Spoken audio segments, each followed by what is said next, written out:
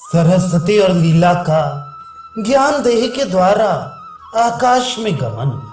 श्री वशिष्ठ जी कहते हैं, रघुनंदन, वे दोनों श्रेष्ठ देवियां सरस्वती और लीला उस आधी रात के समय, जबकि समस्त परिजन सो गए थे, पूर्वोक्त रूप से बातचीत करके अंतःपुर के मंडप में जो मुरझाए नहीं थे, ऐसे फूलों की माला रूपी वस्त्र से ढके हुए राजा के शव के पास ही एक आसन पर बैठ गई।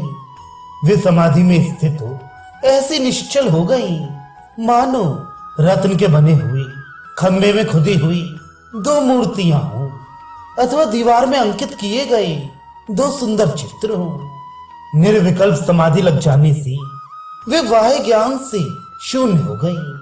पहले उन दोनों को मैं जगत, इस भ्रम रूप दृश्य की अनुत्पत्ति का बोध हुआ, अर्थात उन्होंने भी अनुभव किया कि जगत की कभी उत्पत्ति हुई ही नहीं। जब ऐसा अनुभव हुआ तब उन्हें इस दृश्य प्रपंच के अत्यंत भाव का निश्चयात्मक ज्ञान हो गया।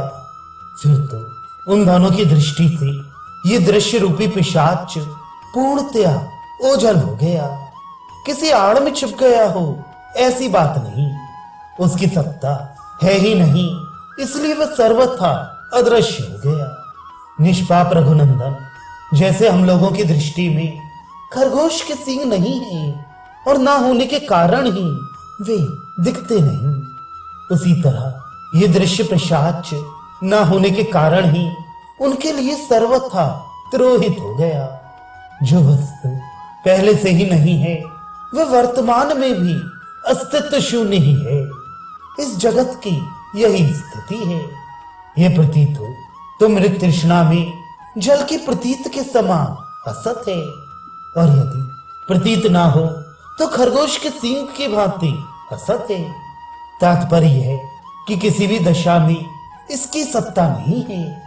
ज्ञान की देवी सरस्वती अपने उसी ज्ञान में शरीर से विचरण करने लगी, परंतु मानवी रानी लीला ने मानव देह के अभिमान का त्याग करके ध्यान और ज्ञान के अनुरूप दिव्य शरीर का आश्रय ले उसी के द्वारा तीव्र गति से आकाश में विचरना आरंभ किया।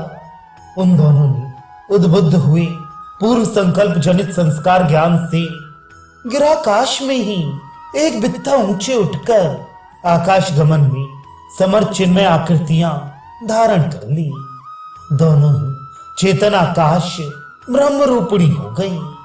यद्यपि वे उसी घर में बैठी रहीं, तथापि चिन्मय चित्त के संकल्प से कोटि योजन विस्तृत दूर से दूर आकाश स्थल में उड़ने लगी, उड़ने का अनुभव करने लगी। यद्यपि ये दोनों सखियां वास्तव में चेतन आभा समय शरीर वाली थीं, तो भी पूर्व संकल्पित दृश्य के अनुसंधान में लगे रहने वाले चित्त के साथ अभिन्नता को प्राप्त हुए।